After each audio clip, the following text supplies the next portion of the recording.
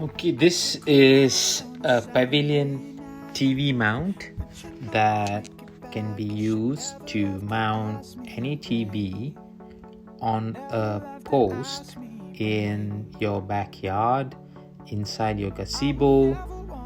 It mounts onto any post or pillar or column which is larger than 3 inches. You just need to strap the mount to the post. It comes with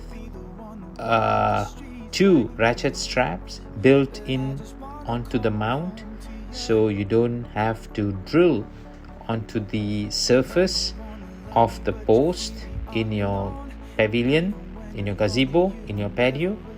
You just need to strap it, so no drilling, just strapping. It comes with everything: full motion TV mount, straps, so it's very easy to do. Once you get it, you can install it right away.